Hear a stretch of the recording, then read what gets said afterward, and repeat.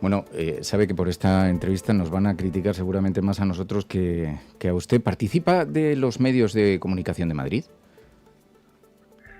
Sí, bueno, yo normalmente sigo la actualidad del Estado y la actualidad, aunque quede un poco pedante, la actualidad en el mundo.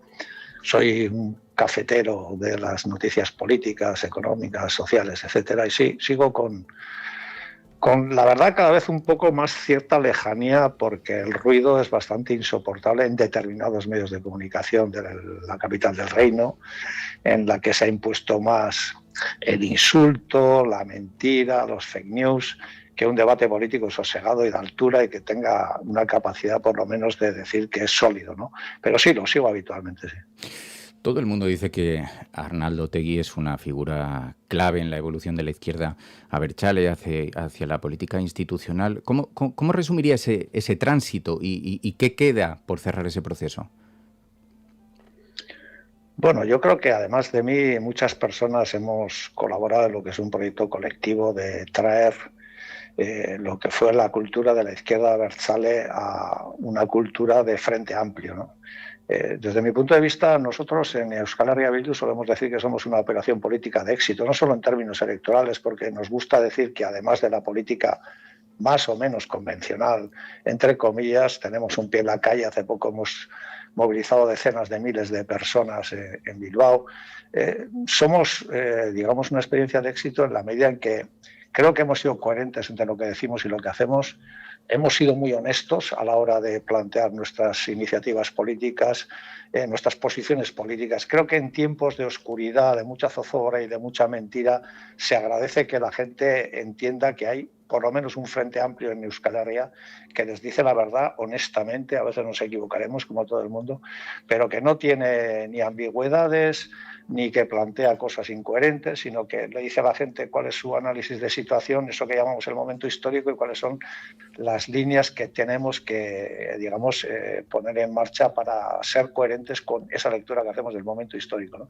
Y yo creo que, por resumir, diría que el tránsito consiste fundamentalmente en tratar de articular grandes mayorías sociales y populares en este país, siendo coherentes con el momento histórico, y hacer nuestro aquel lema que hizo en su día el Frente Amplio Uruguayo de: no estamos aquí para articular minorías intensas, sino grandes mayorías sociales y populares. Ahora le voy a preguntar sobre un posible hipotético Frente Amplio, porque Gabriel Rufián ha hecho alguna declaración en esa dirección y tengo mucha curiosidad. Pero por irnos antes a la actualidad de coyuntura, claro, en las últimas semanas han circulado informaciones sobre contactos entre dirigentes de su entorno, entre usted y Pedro Sánchez, en momentos muy sensibles. ¿Qué ocurrió realmente? ¿Usted se ha visto con Pedro Sánchez? Ha dicho: yo nunca le he visto. ¿Nunca ha hablado? ¿No ha tenido contacto con él? No, No, yo nunca he hablado con el presidente del gobierno español ni nunca me he reunido con él. Entonces, bueno, yo tengo acreditada una cierta credibilidad, por lo menos en Euskal Herria, con respecto a las posiciones que yo mantengo. Aparte que alguien me buscará la lógica de por qué yo tendría que mentir en una cosa como esta. Es que es una cosa muy curiosa que las derechas extremas españolas se pasen la vida diciendo que el Partido Socialista nos ha blanqueado y que por lo tanto ese ha sido el gran error del Partido Socialista, y que luego digan que yo me he reunido con Pedro Sánchez. Entonces, yo, mayor, digamos, interés que decir que también he estado con Pedro Sánchez, no podría tener. Pero ¿por qué digo que es mentira? Primero, porque es mentira, y segundo, porque considero que la honestidad y la verdad forman parte de mis principios y valores, y los principios y valores de eso que llamamos el independentismo de izquierdas vasco, ¿no? Pues bueno, yo no tendría ningún interés en desmentirlo. Yo en su día dije que conocía a Santos Cerdán porque lo conozco, porque fue nuestro interlocutor más importante en el Partido Socialista, y de la mismo modo y manera digo que yo no he mantenido ningún tipo de contacto ni físicamente en ninguna reunión, ni incluso telefónicamente. Nunca he hablado con el presidente del gobierno español. No tengo inconveniente en hacerlo, pero no es el caso, y me parece que esto forma parte de esa estrategia de golpista, de golpe blando, que alguien puso en marcha cuando dijo aquello de: el que pueda hacer que haga, el que pueda decir que diga, el que pueda moverse que se mueva. Yo creo que estamos ahí. Es el coordinador general de Bildu. ¿Sí se reuniría con el presidente del gobierno?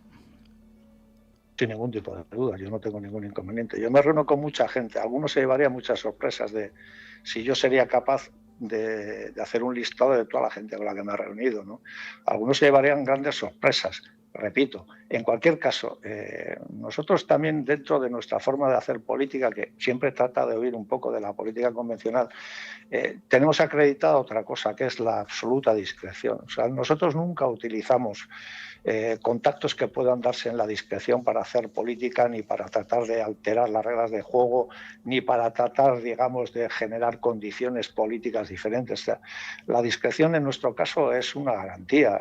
Yo recuerdo que yo estuve muchos años hablando con el Partido Socialista, con Jesús Eguiguren en concreto, y nunca salió nada a la luz. Es que las cosas que nosotros hacemos, en las que se nos exige discreción, para nosotros, por nuestros principios y valores, son cosas sagradas, entre comillas, y creemos que eso nos da una cierta autoridad política y moral para decir, mira, nosotros somos gente fiable, somos gente honesta, somos gente discreta, no somos perfectos como nadie, pero nosotros las cosas que hacemos con discreción las hacemos con discreción. Y cuando tenemos que reconocer en público si conocemos a una persona o no, lo hacemos con absoluta naturalidad.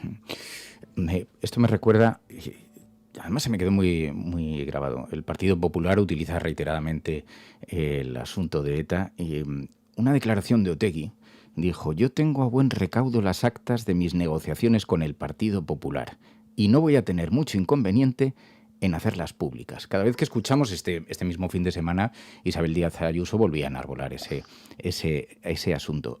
¿Hará públicas esas actas alguna vez de sus negociaciones con el Partido Popular? Bueno, una parte está hecha pública ya, ¿no? Pero claro, hay que recordar, bueno, primero hay que recordar que en su día el presidente del gobierno, Aznar, persona a la que yo tengo una distancia ideológica enorme, pero a la que hay que escuchar atentamente, porque creo que refleja un poco la voluntad del Estado profundo, y porque tiene un proyecto para el Estado español que a mí no me gusta, pero tiene un proyecto.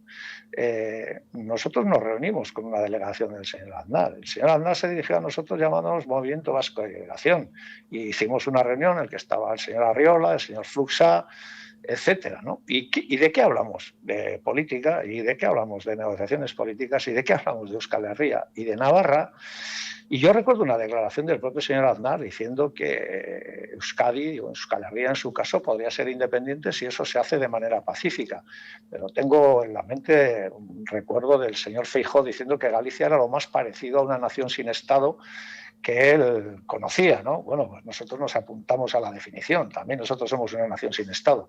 Quiero decir que cuando uno trata de jugar a la corta, de jugar al corto, al regate corto, pues normalmente se equivoca. Hay que mirar las cosas con una cierta amplitud de miras y con un cierto, digamos, distanciamiento en términos tácticos y estratégicos, pero evidentemente todo el mundo ha hablado con nosotros. Todo el mundo ha hablado con nosotros y por lo tanto, bueno, pero que es lo lógico y normal. Es que somos la primera fuerza política.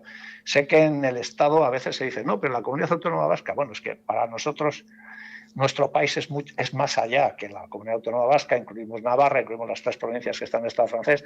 La fuerza más votada, contando los 7 territorios de nuestro país, para nosotros, nuestro país, somos nosotros. Y entonces sería lógico que todo el mundo abriera interlocución con nosotros, ¿no?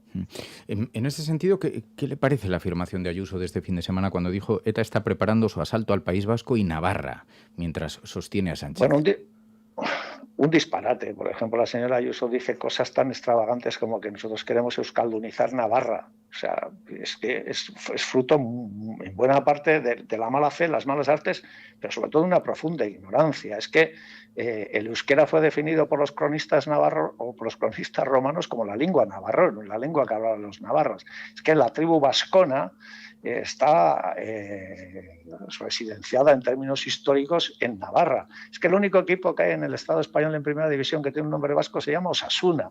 Es que decir que se quiere reeuskaldunizar Navarra cuando Navarra es la cuna del euskera y del pueblo vasco, pues son cosas que sí. Y segundo, una cosa que sí me gustaría aclarar, nosotros no asaltamos nada. El problema que tiene la señora Ayuso es que a nosotros nos vota la gente. y nos vota la gente en muchísima mayor proporción que las posiciones que ellos plantean. Entonces, no nos saltamos nada, nosotros estamos en las instituciones, como ellos dicen, porque nos vota la gente, y nos vota la gente masivamente, cada vez más. Y en ese sentido, no tratamos de asaltar nada, tenemos una propuesta y estamos en una estrategia de seducción democrática. Y esa seducción democrática consiste en hacer propuestas que nosotros consideramos conectan con los deseos de la mayoría social y popular de nuestro país. Y este es el único asalto. No pretendemos asaltar nada. Queremos ganar las elecciones y hacer políticas públicas alternativas y construir un estatus político diferente para nuestro país. En cualquier caso, que la señora Ayuso permanentemente apele a las siglas de ETA, es una cosa que nos parece curiosísima, ¿no? Yo le tengo que dar un disgusto. ETA ya desapareció hace mucho tiempo y probablemente ellos no saben hacer política sin apelar a ETA, ¿no? Otro asunto de coyuntura, Koldo, Ábalos, Santos Cerdán, los tres han pasado ya por la cárcel. ¿Le parecen suficientes las explicaciones ofrecidas hasta ahora por el Partido Socialista, por el Gobierno? Mire, yo creo que nosotros en el inicio hicimos una distinción entre lo que es el caso Ábalos y Koldo y lo que era Santos Cerdán. Ustedes saben que yo lo reconocí y lo quiero volver a reiterar. Santos Cerdán fue el interlocutor más importante que nosotros tuvimos en el Partido Socialista Obrero Español. Y nosotros consideramos que independientemente de que no sabíamos si había algo o no había algo, nosotros hacíamos la distinción entre los tres. Y además estábamos convencidos de que había una parte de lawfare en todo esto y de que independientemente de que existan casos que nosotros denunciamos, nosotros nos vanagloriamos en muchas ocasiones de decir, mire, Euskal Herria Bildu hay 0 casos de corrupción, no tenemos ni un solo caso de corrupción. Entonces, lo que decimos es, bueno, si hay motivos para la persecución en términos, o para la petición de responsabilidades políticas en términos de corrupción, nosotros seremos los primeros en estar ahí. Pero en cualquier caso, no olvidemos que aquí también hay una operación que algunos denominan de golpe de Estado blando, de golpe de Estado lawfare, etcétera, ¿no? Aquí hay un intento denodado por devolver al Partido Socialista Obrero Español al régimen del 78. Hay quienes consideran que el Partido Socialista de Sánchez se ha salido de los límites del régimen del 78 porque ha negociado con independentistas vascos, con independentistas catalanes, porque ha puesto en marcha una amnistía, etcétera, y porque, bueno, podría tener en mente negociar lo que es un modelo alternativo en términos de vertebración territorial del Estado, y hay quien está muy nervioso con eso y quien cree que hay que devolver al PSOE a donde nunca tuvo que dejar de estar, que es a los grandes pactos con el Partido Popular. Incluso en el PSOE hay gente entusiasta de esta fórmula, ¿no? Y yo creo que estamos ahí, y todo lo que sirva para eso va a ser utilizado, incluidas las grandes mentiras, como por ejemplo la de la reunión que yo mantuve con Sánchez, ¿no? Entonces, quiero decir, hay que deslindar las dos cosas. Una, a la corrupción hay que combatirla, sobre todo desde posiciones de izquierda, con absoluta rotundidad. Pero no olvidemos tampoco que estamos en un contexto y en un momento histórico en el que hay también una operación de fondo que consiste en destruir este Partido Socialista o este gobierno para volver a recuperar al PSOE a la senda de donde nunca supuestamente ellos consideran tuvo que salir, que es a la senda de los límites establecidos en el Pacto del 78. Antes hemos hecho repaso a algunas de las iniciativas que han salido adelante gracias al apoyo de Bildu. ¿Hasta qué punto ustedes priorizan la agenda social frente a la agenda soberanista? Bueno, es una pregunta clásica que se nos hace, ¿no? Desde nuestro punto de vista, las dos agendas son agendas que están al mismo nivel, ¿no? Lo que pasa es que, evidentemente, nosotros no tenemos inconveniente en reconocer que las grandes mayorías sociales y populares en nuestro país, además de sus demandas nacionales, tienen demandas sociales y, por tanto, somos gentes de la izquierda y gentes que creemos que hemos leído el momento histórico con un cierto rigor y con una cierta atención. Desde nuestro punto de vista, ahora mismo estamos en un momento histórico en el que el autoritarismo está creciendo a lo largo y ancho del planeta, en el que es un riesgo real, pero no un riesgo real para una sigla política o para una nación como la vasca, sino un riesgo real para las mujeres, para los jóvenes, para los trabajadores, para los derechos y las libertades democráticas, etcétera. Y en ese sentido consideramos que nuestra prioridad política primera tiene que ser detener a las derechas y al mismo tiempo consideramos que no solo vale con decir que los otros son peores, sino que en el Estado, en el conjunto del Estado, el bloque, entre comillas, que ha sido un bloque circunstancial, más movido por frenar a otros que por poner en marcha un programa democrático, debería dotarse de un programa democrático en el que lo social ocupa un lugar primordial junto con lo nacional. Es decir, la gran paradoja que se da en el Estado español, además del momento histórico de crecimiento de la ultraderecha, es para nosotros ver que no hay posibilidad ninguna de gobierno progresista en el Estado si no cuenta con los independentistas vascos y catalanes. Y eso exige que, evidentemente, el problema de los problemas nacionales y su resolución en términos democráticos forme parte de la agenda transformadora en el Estado. En ese sentido, ¿cree que es viable esa sugerencia que hizo Gabriel Rufián cuando habló de la izquierda debería hacer una reflexión general, una suerte de frente popular, incorporando diferentes sensibilidades? No sé si en qué marco sería con precisión, qué propuesta sería exactamente, pero ¿ve viable algo parecido para competir con la derecha, la extrema derecha? No lo sé. Nosotros tenemos una propuesta propia en nuestro país que hicimos pública y además la hemos hecho pública como resolución de nuestro propio Congreso, ¿no?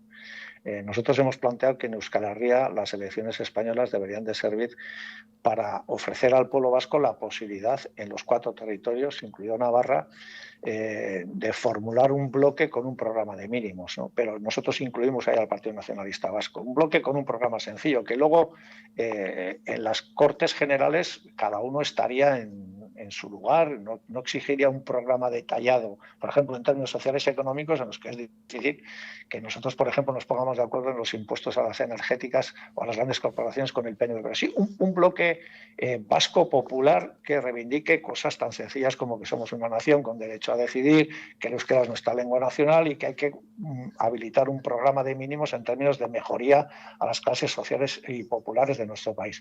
En el Estado español, vamos a ver, nosotros somos admiradores del Frente Amplio uruguayo, ¿no? Yo cuando tengo ocasión de hablar con los compañeros y compañeras en el Estado español, les digo una cosa, mira, hay una ventaja indudable en Uruguay con respecto a lo que ocurre en el Estado español o en otros países. Nosotros hemos hecho seguimiento un poco de esa línea estratégica del Frente Amplio uruguayo, ¿no? Y hemos hecho en nuestro país lo que nos gustaría que se haría también en otros sitios, que es un Frente Amplio con un programa de mínimos progresista, etcétera. En el Estado español la suma es muy sencilla. Es decir, si la izquierda del PSOE no va unida, pues probablemente los números no den. Bueno, que los números no den no es un problema para una sigla política, es un problema para las naciones del Estado, para las mujeres del Estado, para los trabajadores de las diferentes naciones del Estado y, por lo tanto, si esa es la prioridad y si nosotros nos dirigimos desde las izquierdas plurinacionales a nuestros países diciendo cuidado porque lo que viene no es un tema baladí, es un bloque reaccionario con un programa reaccionario, yo creo que hay que estar a la altura de las circunstancias y ser coherente con eso. Nosotros hemos formulado una idea de bloque y frente amplio en nuestro país, pero creemos que esa fórmula vale para absolutamente todos los sitios, más allá de la propuesta de Rufián o no. Si no hay conjunción de fuerzas en el Estado a la izquierda del PSOE, pues los números sencillamente no van a dar. Y eso no lo va a pagar una sigla política, lo van a pagar naciones como la vasca, como la catalana, como la galega, pero los trabajadores en su conjunto, las mujeres en su conjunto. Por lo tanto, es una cuestión, desde mi punto de vista, de lógica política y de marcar prioridades, ¿no? Estoy viendo los comentarios de algunos de los oyentes del programa y ponen en valor la claridad. Algunos mecenas, algunos suscriptores de este programa también hablan de, claro, en el pasado de Arnaldo Otegi hay episodios que generan fuertes reacciones. Los vínculos con ETA o los procesos judiciales, las disculpas a las víctimas. ¿Qué le pediría Otegi a la sociedad, a esta parte de la sociedad, para avanzar hacia pues una convivencia que incluya ese pasado sin las heridas que supone? Yo creo que nosotros hemos avanzado mucho en eso. Y creo que lo primero, nosotros hemos atravesado una fase en la que a nosotros sencillamente a nosotras no se nos escuchaba, ¿no? Porque había ahí una especie de muro que impedía que llegaran nuestras reflexiones al conjunto de la ciudadanía del Estado, de los pueblos del Estado, ¿no? Creo que esa es una fase superada en estos momentos, fundamentalmente porque han visto en nuestra trayectoria mucha honestidad, mucha coherencia, hablar claro, de forma más o menos lo más pedagógica posible, no nos dirigimos a la gente en términos elitistas, en términos académicos, tratamos de hablar como habla la gente, como decía Pepe Mújica, ¿no? Pero yo creo que tienen que valorar, por ejemplo, los gestos que nosotros hemos hecho. Bueno, yo no les pido que valoren o no. Yo les digo lo que hemos hecho. Nosotros hicimos una declaración el 18 de octubre que para nosotros fue fundamental, en la que dijimos lo que dijimos, nos situamos en una posición autocrítica con respecto a nuestro pasado. Bueno, siempre habrá gente que considere que eso es, digamos, insuficiente, que hay que hacer más. Pero yo creo que todos y todas nos deberíamos de retratar en un espejo en el que decir, mire usted, es que todos tenemos pasado y todos tenemos cosas que decir sobre nuestro pasado, pero sobre todo hacerlo desde un punto de vista, en términos políticos y humanos, constructivo. Nosotros siempre hemos dicho que estamos dispuestos a dar pasos en todas las direcciones, siempre y cuando se entienda, por ejemplo, que el espacio de la convivencia no es un espacio para la disputa política, que es lo que hace Ayuso y la extrema derecha. No, es un espacio para construir convivencia. Y esa convivencia va a tener relatos múltiples, va a tener sufrimientos múltiples. Y vamos a ser capaces, y yo creo que en el País Vasco eso ya ha sucedido, de construir un modelo de convivencia en términos constructivos y no en términos, digamos, ¿qué diría yo?, de confrontación en términos políticos, ¿no? Yo solo pido que nos escuchen y vean lo que hacemos. Ese es nuestro mejor argumento. Y por último ya le pregunto, si miramos a 5 o 10 años vista, ¿qué marco político desea para el País Vasco? ¿Cómo imagina ese camino para llegar allí sin fracturar aún más el tablero parlamentario? Bueno, yo creo que aquí diría una cosa, ¿no? Y con esto voy a concluir. Yo creo que nosotros hemos insistido durante muchos años en una cosa y es, ha habido un bloque de investidura que es circunstancial. Circunstancial en la medida en que no nos une un programa de transformaciones democráticas, nos ha unido, en definitiva, bueno, para la extrema derecha, pero nosotros creemos que los gobiernos tienen que tener propósito y el propósito tiene que ser claro. Y además hay que presentarse a las elecciones con un propósito claro. Desde mi punto de vista es necesario armar lo que sería un programa de transformaciones democráticas que en el Estado me parece urgente. Es decir, no se puede estar poniendo en solfa la judicatura, no se puede estar poniendo en solfa el ascenso de las extremas derechas y no contraponer a eso un programa realmente democrático de transformaciones. Y eso pasa por aceptar primero que el Estado español es un Estado plurinacional y que, por lo tanto, esa es la base sobre la que hay que construir un nuevo modelo alternativo. He dicho en alguna ocasión que yo tengo la impresión de que a la izquierda española le han secuestrado la patria y que aquí la única patria posible es la de la extrema derecha y la izquierda española no tiene un modelo de patria, entre comillas digo lo de patria, alternativo, un modelo de Estado alternativo, y desde nuestro punto de vista esa es una de las grandes faltas de anclaje de lo que es un programa democrático. Es decir, aquí puede haber modelos de Estado diferentes, nosotros abogamos por un modelo de Estado plurinacional que reconozca las diferentes naciones del Estado y que además acompaña un programa de profundas reformas democráticas también en lo social y económico en el Estado español, con mucha paciencia estratégica, con mucha pausa, con mucha serenidad, pero a la gente hay que darle certezas y seguridades. Y a la gente hay que decirle, oiga, nosotros queremos gobernar en el Estado y en nuestro caso en Euskal Herria para hacer esto. No queremos gobernar por gobernar, no queremos estar en los gobiernos, queremos gobernar para poner en marcha políticas realmente transformadoras que den solución a los problemas de la gente y a los problemas nacionales que existen en el Estado, ¿no? Entonces yo me imagino que en 5 o 10 años vaya usted a saber qué puede ocurrir, porque yo creo que ahora mismo, tal y como está el planeta y tal y como está el orden internacional, puede ocurrir cualquier cosa. Bueno, nos desayunamos todos los días con las amenazas de Trump a Venezuela, pero yo creo que si las cosas se hacen bien, se hace con serenidad, se hace con pausa, vamos a empezar por tratar de parar primero el acceso del bloque reaccionario al Estado español. Esa es la gran tarea. Ya veremos si ocurre o no.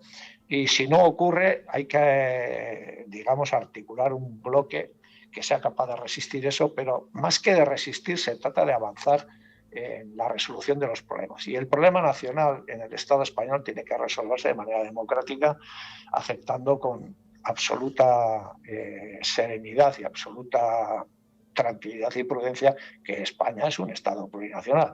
Y concluyo con esto. Oiga, es que la Constitución española habla de nacionalidades y regiones. A ver si alguien se atreve a hacer la lista y decirnos cuáles son unas y cuáles son otras. Yo tengo una fórmula que desde mi punto de vista es inequívoca y lo voy a hacer con una cierta ironía y con un cierto humor, sobre todo para gentes como Isabel Díaz Ayuso. ¿Sabe quiénes somos las naciones del Estado y las nacionales del Estado? Aquellas en las que usted se tiene que poner un pinganillo para entendernos cuando hablamos en nuestras lenguas nacionales. Tan sencillo como eso. Arnaldo Otegi, coordinador general de Euskal Herria Bildu, en nombre de los oyentes de La Cafetera, muchísimas gracias por atender esta llamada. A vosotros un placer. Hasta cuando queráis. Necesitamos medios que no griten, medios que te escuchen sin prejuicios, medios que estén financiados solo por los oyentes. No esperes a otro momento. Hazte mecenas y únete ya a la Resistencia Cafetera. radiocable.com/mecenas